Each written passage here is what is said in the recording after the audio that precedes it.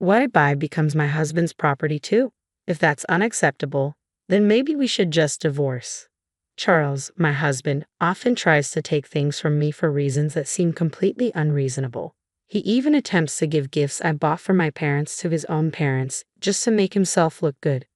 But that's not how it works. When I confronted him about it, his face turned pale. Before I married Charles, my grandparents had left me a significant gift, a piece of real estate. I thanked them, thinking this would be a future safety net for both me and my husband. But my grandparents, who were always wise and cautious, advised me to keep it a secret, even from Charles.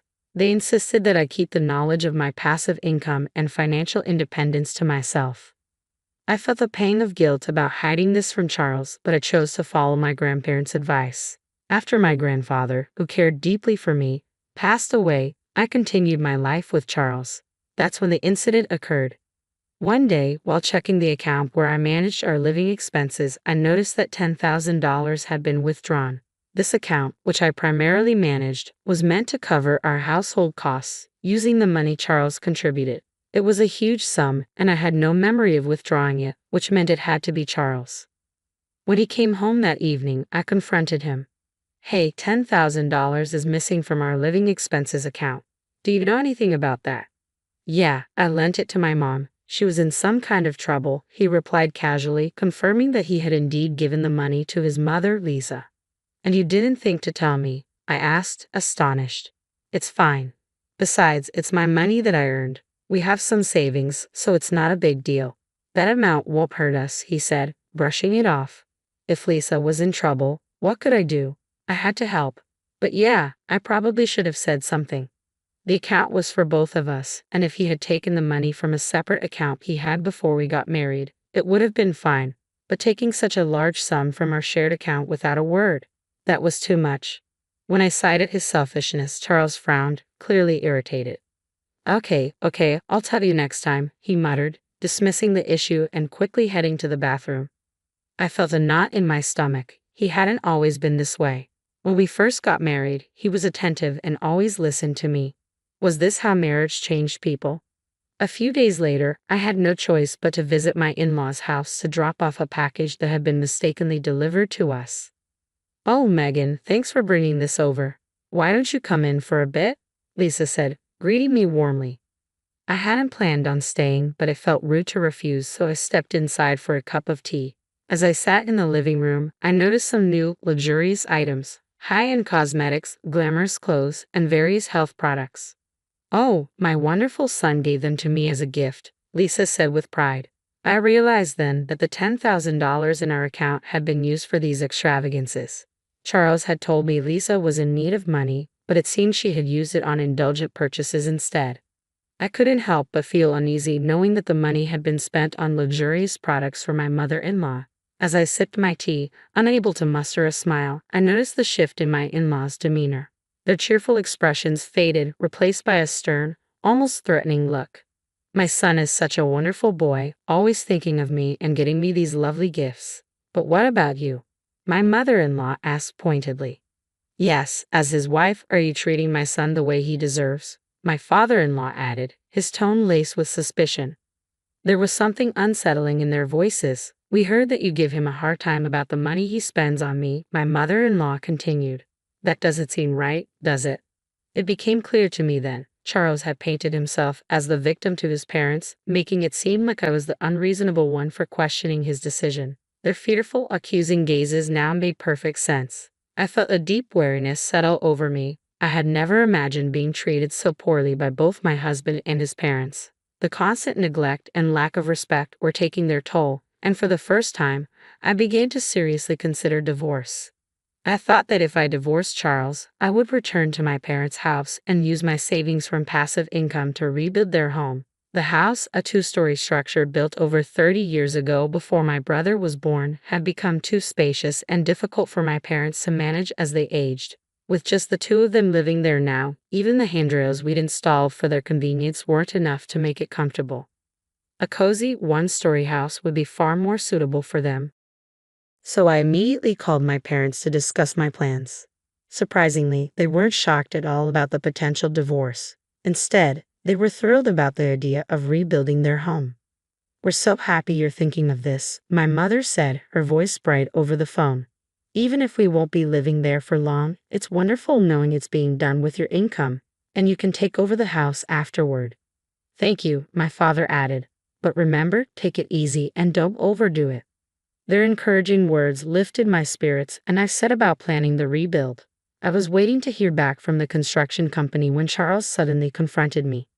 How dare you use our savings to build a house without telling me anything about it? He shouted as soon as we sat down in the living room. He banged his fists on the table, his face contorted in anger, completely disregarding my feelings. My parents will live in the new house, I replied, trying to stay calm.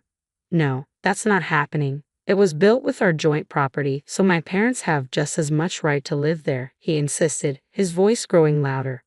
Are you seriously planning to cram 4 people into that little one-story house? Shut up and just give me the house, Charles screamed, slamming his fists on the table again. I realized that if he knew about my passive income, his rage would only intensify. But at that moment, I decided it was time to tell him the whole truth. To tell you the truth, I said, steadying my voice, I have passive income. I've actually been saving money from the real estate my grandparents gifted me, I explained. The house is being paid for with that passive income, so I didn't take a penny from our joint funds. Guilt tugged at me for breaking my promise to keep this secret, but Charles's reaction confirmed my grandparents' wisdom. His shoulders tensed, and he began pounding the table even harder. What kind of wife hides the fact that she has her own income? He yelled, his face turning red with anger. You play around with my money while protecting your own, keeping it a secret from me. Watching him lose control, I realized why my grandparents had warned me to keep this hidden. Maybe they had already seen through Charles, knowing what kind of man he truly was.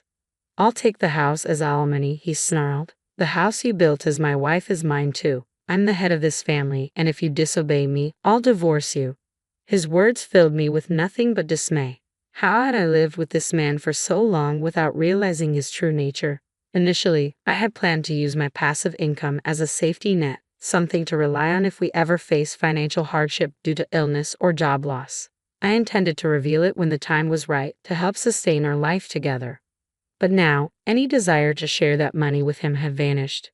Be my guest, I said coldly as I rose from my seat and walked out of the house, leaving Charles and his demands behind. I couldn't stand being near Charles, so I decided to stay at a business hotel for the night to cool off. I planned to return home the next day with a clearer mind. However, when I walked in the following morning, Charles was waiting for me, a smug, unpleasant grin plastered across his face. As I entered, he approached me, holding a sheet of paper behind his back. With a smirk, he revealed it. It was divorce papers, already filled out. You're lying about that passive income, aren't you? He accused. You made it up to cover the fact that you were actually taking money from our joint account. His accusations were as baseless as ever, and I found it impossible to reason with him. I had been honest with him from the start, and now I saw no point in trying to convince him further. I'm telling the truth. I do have passive income, I reiterated. Here you go again, Charles sneered. I know you can't live without me. He shoved the divorce papers into my hand, still smirking. Let me know when we can move in, he said with a dismissive wave as if it were all a game. I'm going out for a drink.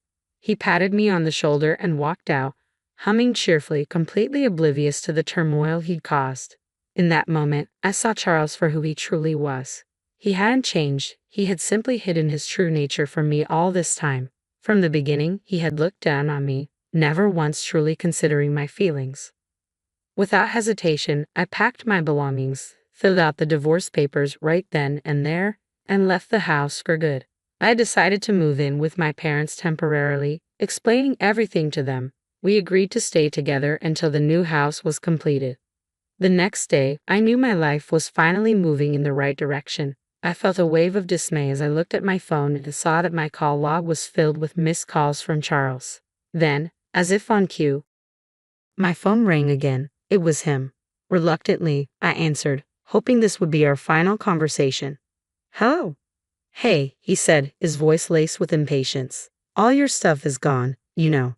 His tone left me puzzled. He was the one who had initiated the divorce, so why was he suddenly panicking when I simply left? Yes, we're getting a divorce, so that's normal, I replied calmly. I won't be coming back, so feel free to use the empty space however you like. There was a brief silence on his end, as if my words were finally sinking in. It seemed he was beginning to grasp the reality of my situation and the fact that I truly had passive income. After a long pause, he spoke again, but this time in a tone so sweet and pleading that it caught me off guard. Hey, he began hesitantly. Could you let my parents live in the new house? I don't care if I have to live with your parents too, please? I was stunned. I've already told you it's a small, one-story house, I reminded him. Please, he persisted. I said I'd surprise my parents with a house. His words left me speechless. How could he even think of giving away a house he didn't own, and to present it as a surprise? It was beyond reckless and utterly absurd. You don't really care about the savings, do you? He added, his voice almost pleading. You have no idea how much I was worrying about the money. I couldn't believe what I was hearing. Charles was still trying to manipulate me, thinking only of himself and his parents without any regard for the truth or the consequences of his actions. I gave you an allowance, saved for our living expenses, and tried my best to make ends meet, I began, my voice steady, but that has nothing to do with what's happening here. You're careless with money and you leave all the hard work to others while pretending to have everything under control. You plan to present the house to your parents as if you prepared it all by yourself, didn't you? When in reality, I did all of this for my parents. Charles suddenly fell silent, and my frustration only deepened. It was infuriating how he tried to take credit for something he had no part in, using my hard work and intentions to impress his own parents. He was trying to take advantage of my genuine feelings and seize what wasn't his. I won't give you the house I built with all my heart and soul for my parents just so you can show off to yours, I declared, rejecting his plan once and for all. He began to rant even louder. But husbands and wives are supposed to help each other, he protested.